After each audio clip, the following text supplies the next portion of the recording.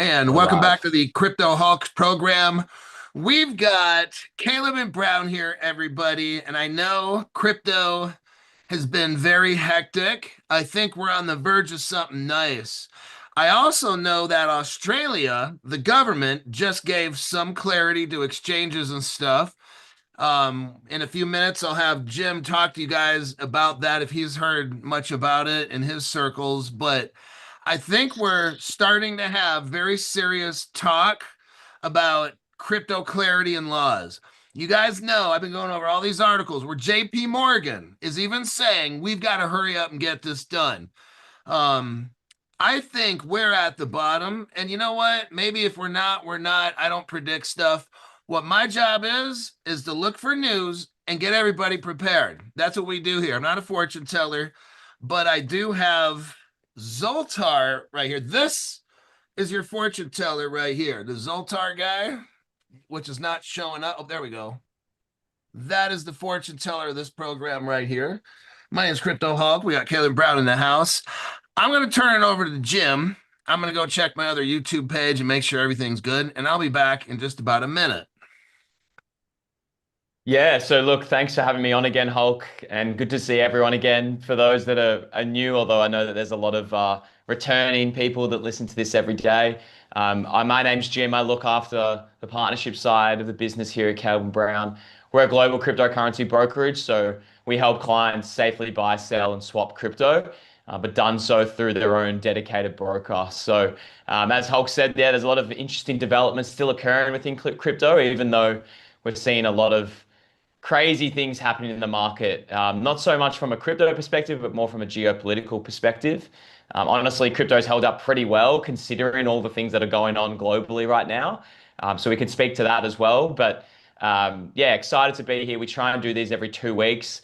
I think we'll do back-to-back weeks. So we'll do this week and then next week as well, as I missed a session a few weeks ago. So if you've got any questions at all about the markets, Caleb Brown, what we're currently seeing. Any questions at all, feel free to type them in the chat and we'll try and address them over the next hour or so. Okay, let me check the comments. Um, Somebody asked here, do you think crypto wallets are safe? Depends on the kind of crypto wallets you're referring to, right? There's a whole range of different wallets, hot wallets, cold wallets, some that are created by Ledger, some that are created by other businesses. Then you have institutional custody, which is what we do. So it probably very much depends on the wallet you're referring to. I would certainly always suggest for anyone on this call that you're not holding your assets in a hot wallet. Essentially, a hot wallet's one that can be easily connected into the internet, and it's hot because it has touch points with a whole range of different exchanges and protocols. They're very susceptible to things like phishing links. So I would never recommend anyone to hold assets on a hot wallet, especially assets you're planning to hold long term. Certainly, if you're looking to hold assets for a long period of time, the best approach that you can have is not holding those on an exchange. It's either using a cold wallet setup. So, as I mentioned before, Ledger's an example, Trezor's another, or you use an institutional grade custody solution like Caleb Brown. I think they're probably your two best bets. But again, it depends on the wallet and depends on what you're doing with the wallet.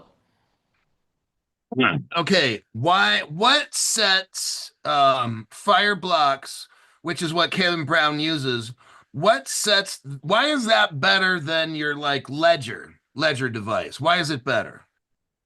Yeah, I don't know if I would say one's better than the other. I think certainly comes down to a point of preference, but also your risk profile. I would say that given that we are working with an institutional custody provider like Fireblocks, they provide the base layer solution, and it's really up to the business, which is Caleb and Brown in this instance, to build on top of that and to build transaction authorization policies on top of that that provides extra care and assurance to clients and ensures that those assets are protected. So as an example, Fireblocks uses hardware security modules, which ensures that your assets are protected. All assets are held in cold storage. But we also use things like multi-party computation to ensure that the private key is sharded 3 ways. So it's not necessarily, I would say, better than having the private key yourself with the cold wallet, but it's a more safer, I guess it's a different way in which to custody. So the key benefit of using Caleb and Brown over a cold wallet is if you're someone that's not super comfortable and confident in what you're doing with your hardware wallet, because you effectively become your own bank. And so if you're compromised on your end, maybe your phone gets SIM swapped or your email gets compromised, a lot of the time there are ways in which they can then find the private keys of your crypto that way. Unfortunately, we've had a lot of clients that have been compromised that way. Whereas if you're holding those assets with Calvin Brown in Fireblocks and something happens to you, maybe you get socially engineered and scammed, or maybe someone gets access to your emails, there is no way that they'll have access to your assets with Calvin Brown. So it's just that added layer of protection. We do a lot of things internally to ensure that even when withdrawals happen, that we know for a fact that it's come from you and not someone impersonating you. So I think it's just that added layer of protection that you get with CMB, and there's no fee to use it. So I think the custody solution we provide is really important to at least test out and see if it's right for you. And I'm someone that diversifies my crypto in a few different areas, so I don't hold all my eggs in one basket. And that's probably something that we recommend as a business. But ultimately, at the end of the day, it's up to you as the client in terms of how you custody your crypto. Okay, I like that. For a lot of people, they're not tech savvy. I mean, my hardcore base fans know how to use hardware wallets pretty much, and but I like mainstream people, like it's just easier. What sells me is I know some of the biggest banks in the world, your top 2,400, like use Fireblocks. They're not trying. I don't have a ledger here. They're not using these little ledger devices and all that kind of stuff. The top banks in the world, maybe they might have some personal stuff on those, but institutional custody, that's what these banks want. They want somebody to deal with it and somebody to have a system. And that's one of the biggest draws that I like with Caleb Brown. But let me see what kind of who else is here right now. Maria Sangria showed up. I see it right there. Trying to Yeah, sneak I in. guess the key benefit I would say, which is a clear benefit to using a cold wallet, is that you get the benefit of the cold storage elements, but you also have the accessibility to your funds at all times. And so one of the key examples I've always given, and I probably have said it a few times on this call, is that I've had scenarios where I've been overseas and something major and cataclysmic has happened in the crypto space. So the example that happened to me was I had a large holding of USDC, which is a stable coin, sitting on my hardware wallet. I was waiting for the right moment to use it. But when I was overseas, I obviously didn't take my hardware wallet with me because that's pretty crazy behavior to do and is pretty risky. So I left that back in Australia. And then while I was overseas, there was a period of time where USDC started to depeg, which effectively meant it went from being a one for one peg into the US dollar. It started to dip. And I think it got as low as maybe 70 cents. And so I was at a point where I thought that this may go to zero. And I wanted to sell out of this USDC, even at a discount, to at least ensure that I wasn't going to lose all the money that I had in that hardware wallet. But I couldn't do it because I didn't have the hardware wallet with me. And so the key benefit here is you may be overseas, you may not have direct access to even a laptop. You can still email a broker and we'll be able to execute a trade for you. So you still get the benefit of cold storage, but you also have the accessibility element at all times, which is a little different. So if you're someone that travels a lot, you're going to take your hardware wallet with you. And unfortunately, crypto is one of those things where things can get really volatile quickly. And if you want to move in and out of positions, it's far more beneficial to use a custody provider like Calvin Brown, where you can use Fireblocks and have the ability to trade in and out when you need. I like that. Just what works for me. Sometimes you might be in an area where you don't have cell phone coverage that's really good. So here's how it works. You could call up your broker, but let's say you're in a bad area and you get a bunch of static or the call keeps dropping, and you're like, oh, damn. But that doesn't matter because I've got a Caleb Brown app right here on my phone. I just loaded it. I've never had this up until it's right chair. It's right in there. This computer won't show it. Yeah, but I got a Caleb Brown app. I can push it and I got $20 million in there right now. How cool. But I know that I could go on that app and use it and maybe send it. But if I still don't have that, I mean, you got options. You can use a computer somewhere, or you can call your broker. Maybe the app might work for you to send like a message on the app to, or email. You can send the email. Sometimes you can send an email where a phone call won't work. So that's pretty good for traveling. And let me check the next question here. Let me take a look here. Shout out to Caleb Brown. Y'all the best, says John Knapp. A lot of people like the Caleb Brown. That's what I'm seeing here. What I did is I looked on my computer. I don't really, if I'm going to make a trade, I just like the email approach. That's just me. I tried using the computer app to do a buy sell order, and I looked at it, and it looked pretty easy to use. Just my personal preference. I like sending emails and stuff, but I looked on that app, and you could like buy a certain crypto and a certain amount and then do a sell and all these things like right there. And I'm like, this is kind of neat. Um, but yeah, Caleb Brown, you guys have your own broker. You don't have to be a millionaire for that. So that's one of the benefits that we have with Caleb Brown. Yeah, and I think like that's part of the overall service we provide. It's tailored to you as an individual. Some people want to do all their trades in the portal themselves. Some people like Hulk would like to do most of them through email. It really just depends on how you want to best use the service, right? So you use the service that's best for you. Similar to how one client will have a completely different risk profile to another, and they'll have different holdings and different investment time horizons. So again, the service is particular to what you want to get out of it. But the big benefit of it all is that the broker who you build a relationship with actually knows that. And so they know everything about you. They can help you with portfolio construction. They can help you with things like profit taking strategies.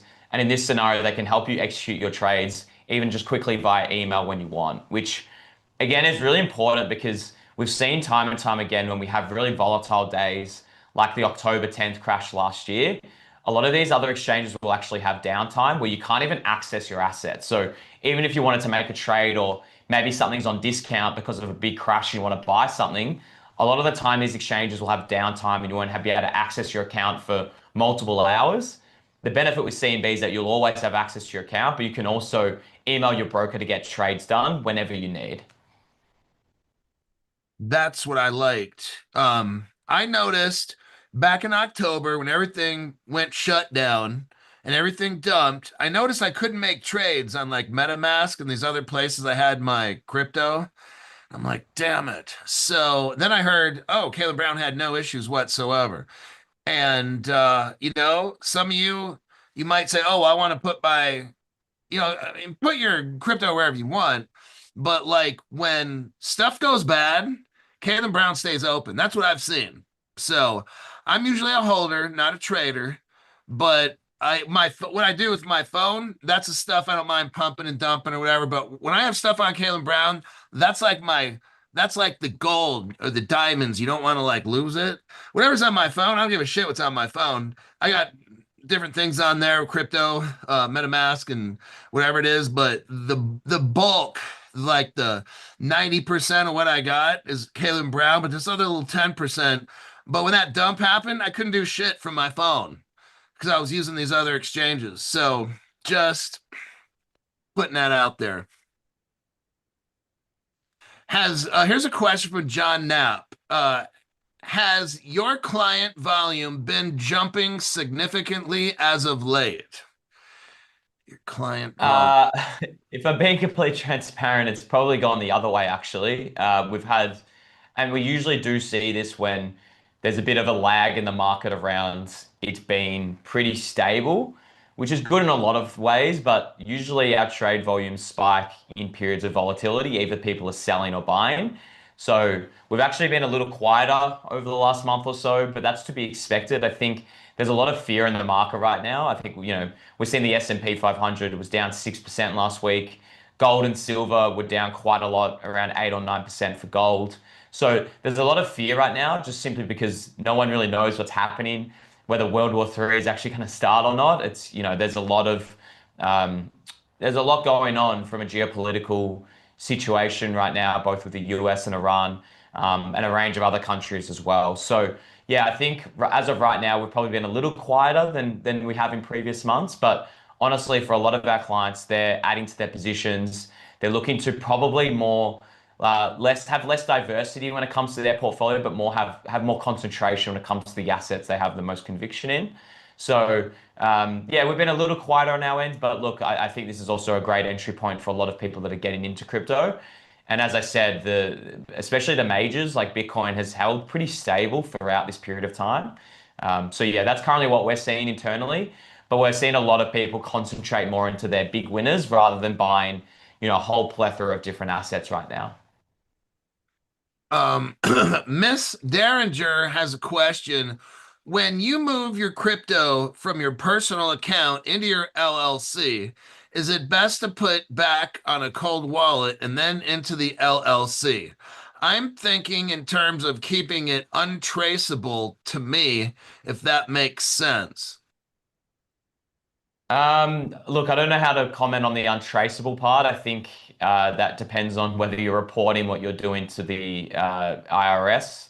I would say that just transferring assets, there's no taxable event on that. So um, it would depend, right? Like the LLC would still have you as a director of the LLC, I assume. So it's not, I wouldn't say it's fully untraceable. But in terms of how we do things internally and operationally as a business, we can't actually move your assets from your individual to your LLC anyway, because we don't commingle assets. Obviously, the assets are held in different wallet addresses. It's just not something that we would do internally as a business anyway. So if you've set up an LLC account with Calvin Brown, that's the approach you would need to take. So you would need to withdraw those assets from your individual account off Calvin Brown and then send them back into your LLC. So I think it's probably best approach anyway to do it that way. The benefits, I'm not sure whether that makes too much sense to me in terms of it being untraceable, but in terms of operationally how it would work, that's how you would do it. Okay. Duck fan, I have a number of cryptos that have dropped below the $500 minimum. Is there So a that question there or it's just a statement? I don't know. I think it's a mystery. They're trying to play with this here. Yeah, so look, unfortunately, we do have a $500 minimum when it comes to trade sizing with us. It's something that we've always imposed as a business, and it's pretty much a requirement on our end. So, yeah, look, unfortunately, if you do hold those assets and they're valued at less than $500, you won't be able to execute a trade with them. Now, if you are in dire straits and you're looking to get out of those positions, at least ask and speak to your broker and see if maybe they can do you a solid. But certainly for any transactions that are done, we do require the asset to be valued at over 500 US dollars. And the reason for that is like so we can actually operate as a business. Obviously, we're not an exchange. We don't have millions of clients. We have tens of thousands, but we're providing a bespoke, white glove, personalized service. So as you can imagine, like for us to operate and run as a business, we have a lot more overhead expenses than say just a regular exchange. And so we do have to impose a certain minimum when it comes to buying. We think 500 is pretty reasonable. Like it's given sort of the level of client that we usually work with. We think that's pretty fair. So yeah, as I said, look, there's not much we can do with that. I think reach out to your broker if you are desperately looking to get out of those positions, and we can see what we can do. But for stock standard trades, it is the 500 USD minimum. um, Anthony Diaz, I'm, wait, I'm able to transfer my crypto from Uphold to Caleb Brown on the app. I guess he's asking, Absolutely. can I transfer my crypto from Uphold to the Caleb and Brown app? Yeah, absolutely. I mean, regardless of whether you do it in our mobile app or online, it'll be the same process. So, whatever assets you're holding with Uphold, as long as we list them, you'll have a wallet address in your Calvin Brown account, and that would just be the recipient address you'd use within Uphold. So, it's a very seamless process to move assets over.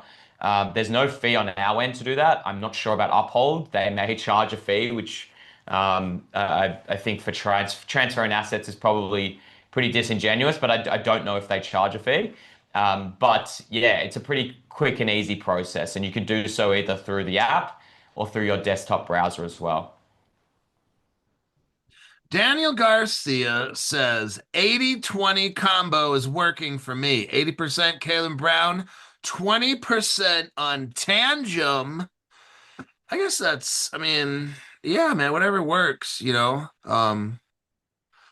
I just everybody has their own comfort level. Like I was talking to one of my $500 members, Jim, I have a special in case you're interested. Uh Just kidding. It's $500 for 3 months. You get access to talking to Crazy Crypto Hulk on the phone. I help you buy, sell, swap, and all that stuff. We talk about it, work together. But I don't give financial advice because I'm on like 10 pounds of cocaine right now. That's what I tell these people. So that avoids any kind of lawsuit. Crypto Hulk, I just lost $50 million. Well, I told you I use cocaine every day, like all the time. That's my disclaimer. Um, he talks right here, the 80-20 combo and stuff. You guys, yeah, there's no right number. Uh that one's kind of open. I just know, like me personally, when if stuff goes bad, I like to know if I send an email to my broker, like I got a broker. Like, where are you going to go to have that, right? Like, we are brokies. We're like normal people right now, okay? We've got brokers assigned to us. If there's an issue, send them an email. I like doing my trades email. Just I'm more comfortable like that. But now if I got a problem or I need some help, then I'm calling them on the phone. Dude, that's luxury, right? When you got and I met the people from Caleb and Brown that are working there, some of them, and very team oriented, friendly, team oriented. They're trying to achieve goals. They communicate. I was there listening to how these people work and stuff. Very good group of people. And it's like, that's what I want, the access to call up my broker, form a personal, like, okay, I can go to Walmart, right? Or I can go to Nordstrom's or Louis Vuitton or whatever, like a Louis Vuitton experience, right? Um, that's kind of how I look at it. And like me personally, I like the way that this crypto broker works. And for about the past year and 3, 4 months, they've been kind of associated with us, and it's a pretty good deal for those. It depends. It depends on what's important to you. Like this is important to me. I need to know I can get on this phone and call somebody. Okay. I need help with such and such. To me, that's worth it. Okay. If some weird shit's going on in the market or the internet, I can call my broker up, send an email. I'm gonna get something back in 5 to 10 minutes, guaranteed. So that may not be important to you. You got to determine if some bad shit happens and all these exchanges shut down, like October, Kalen Brown never shut down. You got to consider that. So, but maybe it's not important to you, but that's just what I want. So let me get off my rant and look for a question here.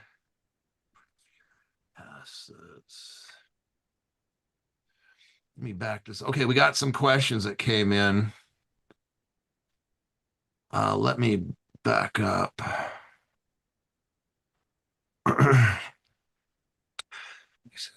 Okay, Mr. OG says exchanges such as Uphold, Binance, and etc. operate just like a bank. Caleb Brown, you are the bank. You know how I look at it? Maybe it's like Caleb Brown runs a storage facility. You know, like those storage places where if you got extra furniture and you don't want to sell it, maybe you want to store it for a few months. Caleb Brown, this is just how I'm looking at it, is the most right now world secure Fireblocks. They store my crypto. That's their job, it's a storage facility, and a bank's a bank. So if a bank has a problem and they go bankrupt, they're allowed to use my crypto to pay their bills off. They're allowed to use my money to pay their bills off because they commingle a lot of these things. And Ken Brown is nothing like that. And that's another. There's probably about 10 reasons why I like this brokerage. But let me look for some questions here. Yeah, as you're looking for a question, I'll just make a comment on that. So when you custody your assets with Calvin Brown, you're still the beneficial owner of those assets, which as this viewer is referring to, is not always the case when it comes to exchanges. So often, if you're just holding your assets on an exchange, they're using those assets, moving it around, shifting it from hot wallets to cold wallets. A lot of the time, it exposes your assets to counterparty risk. And as we've seen with other exchanges like FTX, they were not only just messing around with your assets, they were actually on trading it and using it to put leverage plays on and positions on. So what that ultimately means is that your assets aren't always readily available. The key difference with Caleb Brown is that A, we don't charge for custody, but B, we just hold the assets in cold storage and they're accounted for on a one-for-one basis. So the key example I'd like to give, although it would be disastrous for us as a business, is if everyone decided to withdraw tomorrow from Caleb Brown, we would actually be able to process those withdrawals because we have all the funds readily available. And that's usually not the case when it comes to exchanges, which is why they usually have things like withdrawal limits because they don't have all the assets ready to go. So again, that's completely up to you in terms of where you store your assets, whether you do it with us or yourself. But we usually recommend it's not best practice to hold your assets on an exchange is usually the thing that we would recommend. John John Notwell writes, any new updates coming to Caleb and Brown as crypto laws are getting? Oh yeah, tell us about what happened in Australia where they gave more clarity to crypto exchanges or brokers. Did you hear anything on that?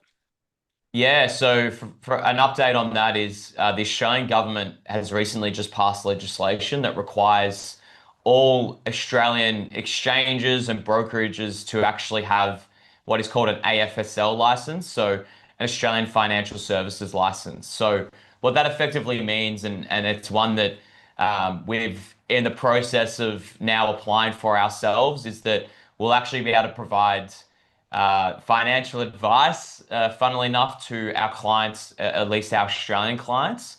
But more importantly, what it means is that it'll actually protect Australian citizens around the businesses that can legally operate within Australia, and the kind of capital requirements they need to have. So even things around how the business operates, how they protect clients, the kind of capital we need to have as a business to operate. And so ultimately, it's a massive win for the Australian crypto ecosystem because it means ultimately, at the end of the day, as the end user, clients are protected because the only businesses that can actually legally operate are ones that have this AFSL license. So Calvin Brown and SwiftX are very much now in the process of getting that license. It's a pretty long process, although I saw that Coinbase got theirs pretty quickly. So it probably depends on how large of a business you are. But I think it's ultimately a really net positive thing for the space. And I think it'll be one of those things that now other countries and other governments will start to look into deploy in themselves. So that's a really big update. In terms of what John Notwell's referring to, certainly we hope the Clarity Act will get passed here within the next few weeks from a US perspective. That will also be really beneficial for just a clear understanding of how Caleb Brown as a digital asset business continues to operate and ultimately just provide more safeguards for you as the retail investor. In terms of the updates on our ends, look, I don't know if we'll ever create a CB debit or credit card. We are looking at better ways to allow our clients to onboard with us and on ramp and off ramp. Usually bank wire transfers work pretty well and are quite seamless once you get through that process and do it once. But we also understand that it's not the best way to on ramp for a lot of people. So we are looking into how do we provide better solutions for that. We're also looking into more innovative products, lending, staking. They're probably the main two that we're very much focusing on. But we are very much a business that likes to take our time when it comes to this and do our due diligence because we ultimately don't want to provide new products that come at the expense of our custody solutions. So the short, long version of that is that we are definitely looking into innovating. We know that spot trading is something that a lot of our clients love and want to do, but they also want to do a whole range of other things. So we are looking into all of that. But at this stage, we're very much still in the discovery or build phase at this stage. See, 1970 Legend rolled in, $500 member. Give me a text or something, 70, if you want to discuss something. John Follett, thank you for that. Another $500 member right there. Let me take a look. Yeah, so 970 asked a question which I touched on a little bit, but I'll answer again. So the question is, Will we ever be able to connect our bank accounts? Example, Coinbase allows up to 100K per day and it shows up in 15 to 20 seconds. Also, any word on IOTA? Thanks. Yeah, so look, we are looking into different payment rails to allow you to onboard quicker and on-ramp, sorry, I should say, not onboard. There are, we've looked into things like Stripe before, so payment processors that allow you to connect up your credit card. We've just found that the fees for that are pretty high. And a lot of the time, our clients don't want to pay those transferring fees. But we also understand that bank-wide transfers are probably not the best and most seamless way to on-ramp into Calvin Brown as well. So 970, the answer is yes. Like it's something our operations team are looking into currently around how do we allow you to get better access to your funds and do things at a quicker mode than what we currently allow for. So yeah, when I have more updates on that, and if we do deploy something, I'll certainly let you know. IOTA is just one of those assets that we've had to delist, and we only offer limited functionality for it. There's no real major update in terms of their liquidity and how they operate. So unfortunately, it's just one of those assets that we don't have enough liquidity to sufficiently list. If anything changes, though, I'll be sure to let this community know. Coasty, that's another $500 member. Coasty says, my broker transferred all my crypto for me. No transfer, maybe no transfer fee is what he meant. Like his broker helped him transfer all his crypto in without charging him. I don't know what he meant, but yes, that's why we have, I mean, that's the broker. That's why I'm working with Caleb Brown, because I know there's people there that can handle stuff and try to do that on a Coinbase or somewhere else. There's nobody there, man. He got the AI. I can't handle that AI dumb shit stuff. I hate that shit. It's like I want to pick up a phone and call my broker and talk to him. To me, that's important. To me, that's probably one of the most important. I like the fire blocks and the fact that I can call up a real human being and I don't got to go through all the telephone tree shit and then end up talking to some AI and then it's just ridiculous. So, but everybody has their own thing that they like. So, Kay Campbell says, hi, I want to transfer to you from Robinhood, but not utilize a cold wallet. Is this possible? Yeah, absolutely. So look, you don't need to use a cold wallet. The example that was given before was someone that had assets with Callum Brown already in an individual capacity and wanted to move them to their company account with us. In that instance, you need to withdraw to your own wallet and then withdraw back. But if you're holding assets on Coinbase, Uphold, Robinhood, Kraken, wherever you're holding those assets, you can easily move them over to Callum Brown as long as we list those assets. Now, it depends on the assets you're referring to. We most likely list them. So if they're majors, we list over 250 plus assets. So there's a strong likelihood that we list it. But it doesn't matter that you're moving them either from your Robinhood or account or a cold wallet. It's the same functionality. You can still move those assets into your Callum Brown wallet. So that should be no issue at all. And as that client just said, and as Hulk mentioned before, if you're not too well versed in how to do that, that's where you have your broker to help you move those assets. So they won't do it for you. They'll instruct you in how to do it. But it's a pretty seamless and easy process to get done. Elixir MB20 says, my broker Mark has been extremely helpful. Always lightning speed responses tool. How do you guys manage to respond to emails so quickly? Now, do you guys have like midgets that are trapped in a jail and they have a is that how do you guys respond so No, fast? no, we don't. We just have firstly a pretty hard-working team. So Mark, as you mentioned, is one of our hardest workers. He works both in our with our Australian clients, but he works with a lot of our Fort Lauderdale clients as well.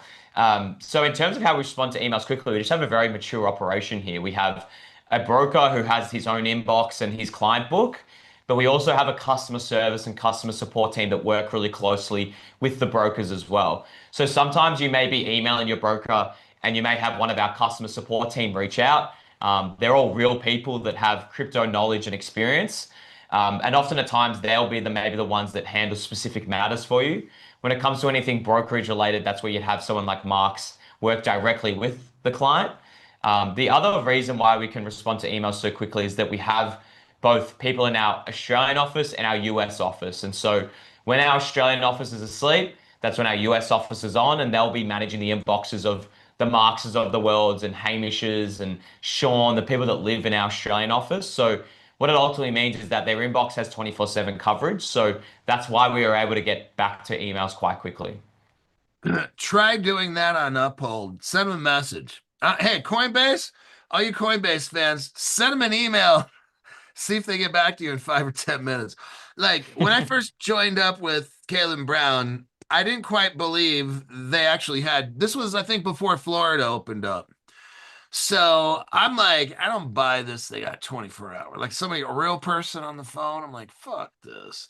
So I sent an email to my broker just for the hell of it, and a real person emailed back, and I think that I had a little exchange like, are you a real person? Yes. And I'm sure if I would have called, I can't remember if I called him or not because I just wanted to check, and I was like, damn, this really is a real person. So because at first I'm like, oh, this is one of these AI, after hours, and but no, it's a real person answering that email. I'm like, well, damn, that's cool. Like that's shocking. Years, Yeah. yeah, like 6 years ago, I bought some crypto on Bitstamp, and it was way over in Europe somewhere. And I think I did call them on the phone, and they picked up, and I was like, son of a bitch. This was back in 2020. And I just said real quick, hi. And the guy's like, hello. I'm like, are you a real person? He's like, well, last time I checked. And I'm like, damn, okay. I just wanted to say hi. And then I hung up like, shoot. So this is here. You got a real broker, and these people in America, when we're sleeping, they're awake in Australia. So to me, I'm just telling you stuff that I like. These are points that make me with this company. So another question about Bank Social. It's going to be a while, everybody. So I went ahead and answered that one. Yeah, and the thing Okay. with we're pretty transparent around who works here. Like we don't use any AI chatbots. Like if you're actually speaking to someone, it's a real person. And the way you can best check that is on our website, there's a meet the team section. You can see everyone that works in our team there. So I would highly recommend if you're speaking to someone and maybe you're not sure or you just want to put a face to the name, you can check that and yeah, it'll show you who that person is. Okay. Uh, my broker has been a huge help and very responsive, says Kate Campbell. Here's David Markalik. I forgot. Okay, so David Markalik wanted to send some crypto. And David Marklick's a $500 member. So he called me on the phone. We're not butt kissing here. I'm just telling you real life. He's a real person right there. He said, Crypto Hulk, man, this Caleb Brown was awesome. I'm like, what happened? I messed up, sent Linnea to the wrong address at Caleb Brown, and they were able to go back and find my crypto. And I'm like, whoa. So he said, here it is. I forgot Linnea is its own network, and I was trying to transfer to my cold wallet from my LLC. I thought it was lost, but I was able to recover it thanks to Caleb and Brown. Ta-da. Yeah, that's I mean that's a great story and good to hear. A lot of what our brokers do is helping our clients with issues like that. A lot of the time, our clients obviously work with us, and a lot of them hold a large portion of their assets with Calvin Brown. But a lot of our clients as well are doing a whole range of different things in the crypto ecosystem. They're messing around in DeFi. They're looking at the different, other opportunities out there in the space. And so it's always really valuable that you have that point of contact that you can go to if you're not sure about something or you maybe have an issue. Our brokers are here to help. And so that's really pertinent for people that are still new to this space and are looking at different businesses or platforms. And a lot of the time they'll reach out to their broker just to ask, hey, can you just quickly look into this? Is this legitimate or is this maybe a scam? So think of it like kind of like an expert opinion buddy that you've always got available for you whenever you need, regardless of whether it's a crypto Caleb and Brown matter or just a general crypto matter. Okay. I'm kind of looking for questions here. My broker Marks has okay, always lightning speed 2. Okay, we went through that one. Never mind. This chat box, when you scroll down, it'll like bump up and then you lose where you were at. So I'm trying to find out. Okay, Robert Driscoll's got a question. Jim, I received accurate response for 1099 tax information from Caleb Brown. Is there any chance they could be sent out sooner in the future? Yeah, so I'm not too sure on the first part of that question. I hope that's a positive thing, as in you're able to get your accurate data in for your 1099, which I think is good to hear if that's what you're saying. In terms of us being able to send it out soon in the future, yeah, I definitely appreciate that feedback, Robert. I think the 1099 forms was something that came quite quickly to us as well. It was one of those things that we thought would probably get scrapped with the new Trump administration, and then it turned out that, in fact, they were willing to go ahead with it. So we were scrambling a little bit on our end to get all of that ready and ready to go for our clients. So I appreciate that feedback, and it certainly is one thing that we're looking to improve on when it comes to the reporting again next year and moving forward. So thank you for providing that feedback. It's certainly something that we've made note of internally as a business as well. So it's something we'll look to improve on and provide more quickly to clients in the future. Hey, Jim, any future plans on Caleb and Brown allowing us to take loans on our crypto so we can take advantage of a notable or non-taxable event? Yeah, so I mean, the first part of that question, absolutely. Being able to take loans out using your crypto is something that a lot of our clients want, and it's something that we're actively looking into building right now through SwiftX. So I would say that that is probably more further along than some of the other builds that we're looking at. And so I'm not sure on the particulars of how it would work, but effectively you'd be able to use particular capital. I imagine Bitcoin would probably be the main source of collateral at this stage, but you'd be able to use the Bitcoin that you hold with Calvin Brown, and you'd be able to get a loan from that, and then you'd be able to use that for whatever you need. Whether that's to buy a car or to invest in another asset, you'd be able to do it that way. So we think that that's something that we'll be offering in the future. I don't have an exact timeline on when that would be, but certainly loans are one thing that we are very much looking to hopefully provide to the market sooner rather than later. One of the things I think, if you guys got that, I'm going to take a loan out so I can get like, never mind. I'm not going to mess. Never mind. My bad. I shouldn't even, I'm not going to talk about having a midget stripper party. Never mind. That's not even what I wanted to say.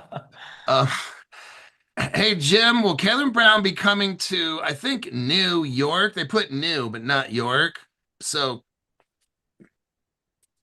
Yeah, like yes. The short answer is yes, eventually.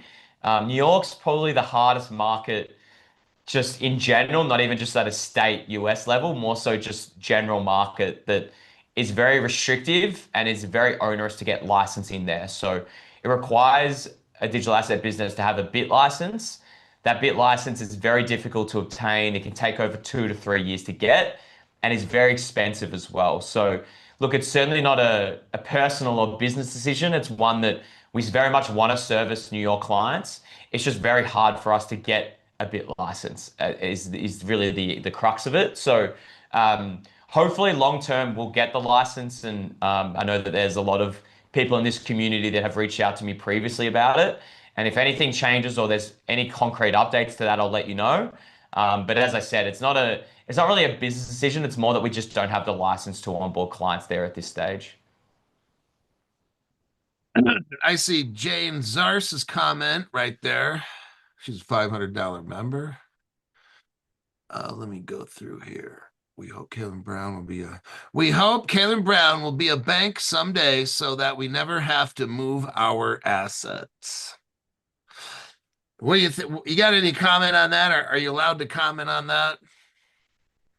Yeah, I don't know if we'll ever become a bank, if I'm honest. I think part of the general thesis of our business, and I guess if you're in crypto, part of the reason that this whole industry started is off the back of the GFC and the greedy actions of banks and their ability to be able to still survive even when they've lost the economy a lot of money. So I don't know if we'll actually ever end up becoming a bank ourselves. I think we're pretty happy operating as a brokerage.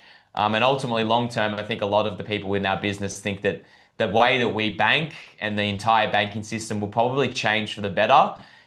Maybe not in the next 2 or 3 years, but certainly over a longer time period. So it's probably more so we view ourselves as a disruptor to the banks rather than banks ourselves. But who knows? That may change in the future. That's probably more so on the strategic direction of where crypto businesses end up, you know, down the line 10 to 20 years from now. So yeah, that's probably the only thing I'd say about that.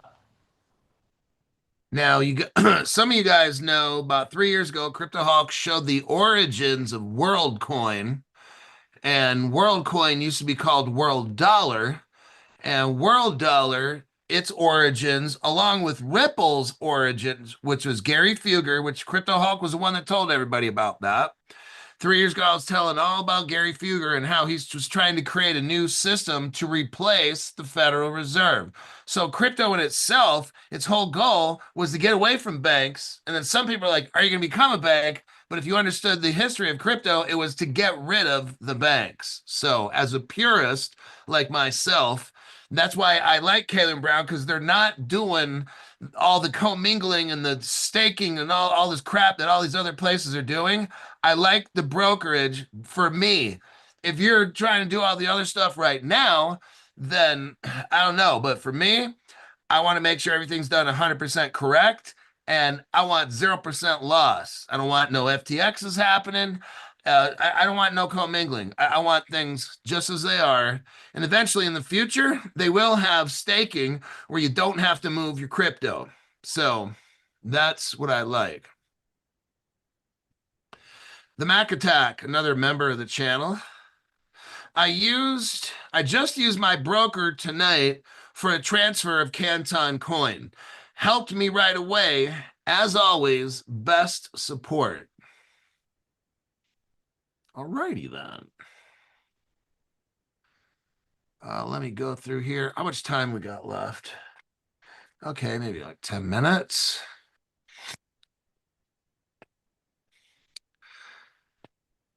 Let's see. Oh, we got Dave J. One of two remainder on my balance from yesterday for the $500 club. Okay, I'll check that after the program. Dave J again. Thank you very much for that. 2 of 2. Let's go. Okay. WLD will dominate participation. Well, I don't know about that. If I already have Caleb and Brown and move to New York, would I still be able to keep my account? Oh, yeah. How does that work? Okay, so somebody lives in Texas. They got Caleb Brown. They're buying and selling and doing all this stuff. Then they move to New York. How does that work? Well, so technically the account that you've created would still, the address on file would be based in the state that you originally signed up in. So, Okay. in that respect, we wouldn't know that you'd moved to New York. Although, after a period of time, we do require people to go through re-KYC, and in some instances, that's where you'd provide another proof of address document. So, I think you're mostly safe in terms of if you move immediately to New York, we won't know any better, and it'll really just have, we'll just have the information that we have on file. That's what we go off. So that's my understanding of it. I probably wouldn't be disclosing that you've moved there, because I don't know the legalities of it. But yeah, I think in terms of how that would work, that's probably the way it would work on our end. So kind of reminds me of our president Bill Clinton that we had in the 90s. I'm gonna give my answer on what I think. So our president, imagine that, of the United States, had a policy of the military, and I'm not going to discuss what it was about, but it's don't ask, don't tell. Okay. So don't ask anybody if they're, and don't tell anybody if you're in the military and you're Just so that's what the president said. So you know what? I think that would be my answer. So don't ask, don't tell. Let me look for the rest here. We might be wrapping this thing up. Lambden Entertainment says, got it, Jim. Thank you. Yeah, John so O. Maria, oh yeah, I'm sorry, sorry. you go. What? Oh, I was just going to answer a question, but you go first. No, I don't have any question. Ah, okay. So Maria Sangria asked, Jim, will Caleb and Brown have a presence at XRP Las Vegas again this year? Maria, the answer is yes. So we'll have a booth set up there. We'll be sponsoring the event. I'll be there along with our CCO Jake and a few of our brokers out of our Fort Lauderdale office. So if anyone is planning on attending XRP Vegas, please come by the booth and say hello. I'll be there along with a number of our other team members, and yeah, we're really looking forward to being there again this year and sponsoring the event. Now, I was gonna go to see Caleb and Brown's booth, but unfortunately, Mrs. Hulk has college. I was gonna go. I was gonna be actually show up and say hi to the Caleb Brown people and see the Crypto Hulk fans and stuff. I can't make it. So I talked to Jim earlier and said, "Hey, man, this ain't gonna work this year."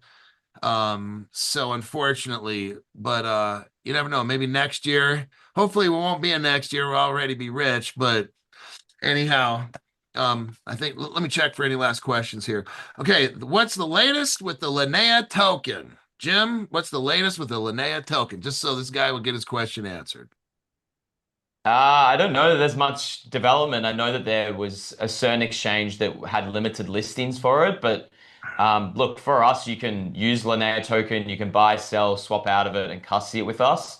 Having speaking to our operations team, there isn't really any change to Lana, at least on our end at this stage. So I'm not sure if that was an issue specific to that exchange, but yeah, you have no issues using it with us. So yeah, that's the update on Lana.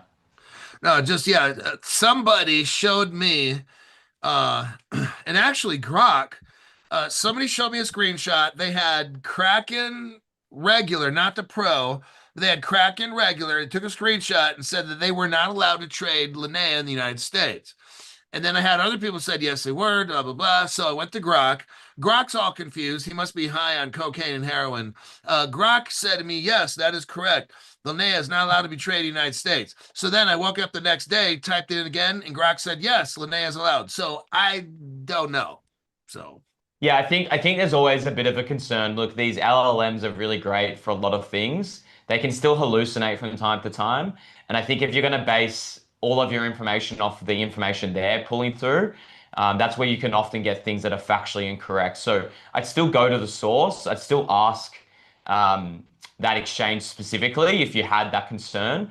I think LLMs and ones like Grok and ChatGPT are great for baseline research, but ultimately I would be going directly to the source to confirm that that's actually true, because it sounded like you could not trade it on the original version, but you could trade it on the pro version. Now, to me, if it's a true regulatory issue, you wouldn't be able to trade it on the pro version either. So, again, as I said, there's no change to how we operate and use linear internally. So, and I know that's the case as well for a range of other exchanges. So I wouldn't, yeah, have much concern about that at this stage.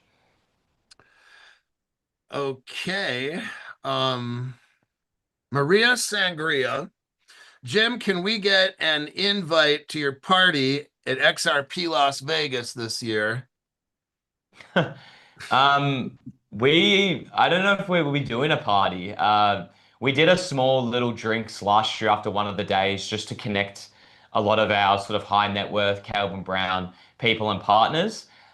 It was admittedly a pretty last minute decision on our ends, just because we're spending so much time at the conferences ourselves. So it's really hard to just jump straight from that straight to another event. So Maria, unfortunately, I don't think we'll be doing our own sort of Calvin Brown event this year. We will have a big exposure at all the big events. So please feel free to come by the booth. We'll be there every day. But yeah, I don't think we'll be doing our own sort of bespoke event at this stage. Bespoke. It was nice last year. I liked meeting the people. I saw some of the other crypto influencers. I think Mel was there. Zach Rector I saw, and the Caleb Brown people. It was kind of a nice little event. Zach is way taller in real life. I was like, oh damn, this guy. I'm 6'1", so I was expecting to be talking to Zach like this, and I'm like, oh hey Zach, how's it going? Yeah, he's very tall. But yeah, it was cool.